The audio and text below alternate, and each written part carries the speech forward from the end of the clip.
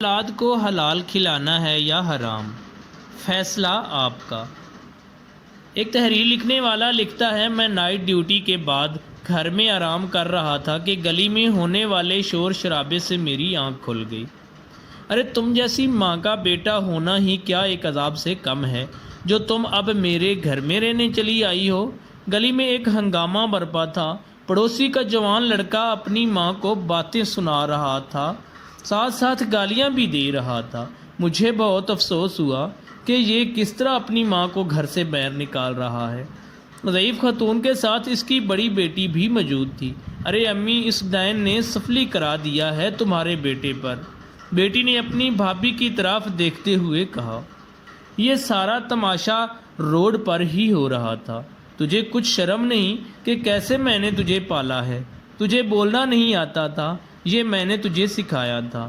یہ جو کینچی کی طرح تیری زبان چل رہی ہے نا، جو تو اس زبان کی دھار کو اپنی ماں کے کلیجے پر چلا رہا ہے نا، یہ کسی اور کی نہیں ہے، میری ہی دی ہوئی ہے۔ یہ جو آج تو اتنا بڑا ہوا ہے، میرے دودھ پر ہی تیری ابتدائی پرورش ہوئی تھی۔ اور سن، تجھے میں نے کئی ایسی راتوں میں پالا جب سخت سردی ہوتی تھی اور تو پیشاب کر دیتا تھا، میں گیلے میں سوتی تھی اور تجھے سوکھے میں سلاتی تھی۔ میں نے اپنے حصے کا کھانا ترک کیا مگر تجھے پیٹ بھر کر کھانا کھلایا۔ آج اسی ماں کے لیے تیرے پاس 2 روٹی نہیں ہیں۔ خاتون یہ کہتے کہتے رو پڑی۔ مجھے بڑا افسوس ہوا۔ میں نے اپنے ڈرائنگ روم کا دروازہ کھول کر انہیں اندر بٹھایا، ان کے جوان بیٹے کو بھی بٹھایا اور کہا، آپ یہاں آرام سے بات کریں، معاملات بات چیت سے ہی طے ہوتے ہیں، لڑائی جھگڑوں سے تو نفرتیں ہی بڑھتی ہیں۔ ضعیف خاتون کے بات کرنے کا انداز سے معلوم ہوتا تھا کہ وہ ایک اچھے خاندان سے تعلق رکھتی ہیں۔ ان کے درمیان گفتگو ہوئی تو کوئی خاص بات مجھے ایسی نظر نہیں آئی جسے میں فساد کی جڑ کہوں۔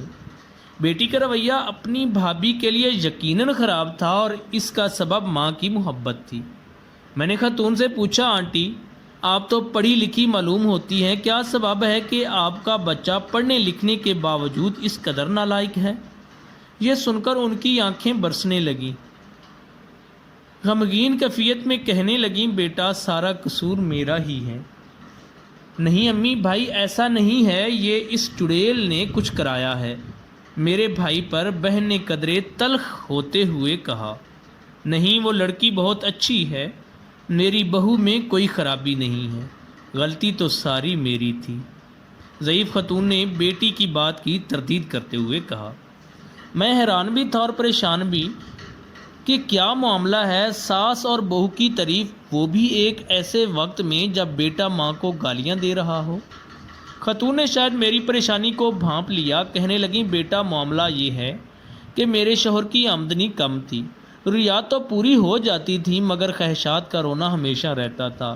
میں انہیں مجبور کیا کرتی تھی کہ کہیں سے بھی لاؤ، ہماری خواہشات کو پورا کرو، اور ان کو حرام کمائی پر برانگیختہ کرتی تھی۔ میرے شوہر مجھے حلال کمائی کا درس دیتے اور کہتے، شبنم حلال میں برکت ہے، لیکن میرے سامنے اپنے جیٹھ جیٹھانی دیورانی اور بھابھی کی عالی شان زندگی آ جاتی اور میں کہتی، نہیں، میں اپنے بچوں کو احساس کمتری میں مبتلا نہیں ہونے دوں گی، میں اپنی اولاد کو کسی سے کمتر نہیں پہناؤں گی، میں اپنے بچوں کو بھی شہر کے مہنگے ترین اسکولوں میں پڑھاؤں گی جن میں میرے رشتہ داروں کے بچے پڑھتے ہیں۔ وہ مجھ سے کہتے، شبنم ہر ایک کا نصیب جدا جدا ہے، ایسا نہ ہو کہ ابھی خواہشات پوری ہو جائیں اور کل ضروریات کے لیے بھی ہم محتاج ہو جائیں، کیونکہ رزق تو مقدر ہے، جو مل کر رہے گا، یہ انسان پر ہے کہ وہ حلال کماتا ہے یا حرام۔ لیکن میری ضد پر آخر وہ کب تک مجھ سے لڑ سکتے تھے؟ میں نے انہیں حرام کمانے پر قائل نہیں، مجبور کیا تھا۔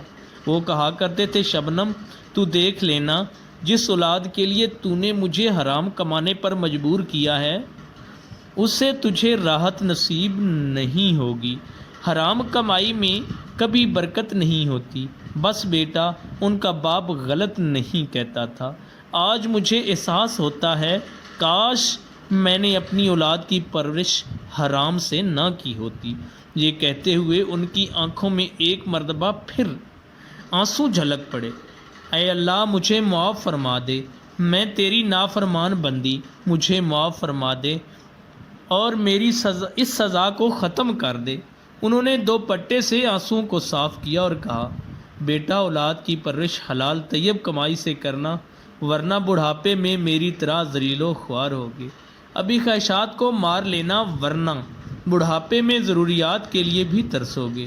اللہ حافظ کہہ کر وہ میرے گھر سے نکل گئی۔ مزید ایسی ویڈیوز حاصل کرنے کے لیے ہمارے چینل کو سبسکرائب کر لیں۔ جزاکم اللہ خیر۔ السلام علیکم ورحمۃ اللہ وبرکاتہ۔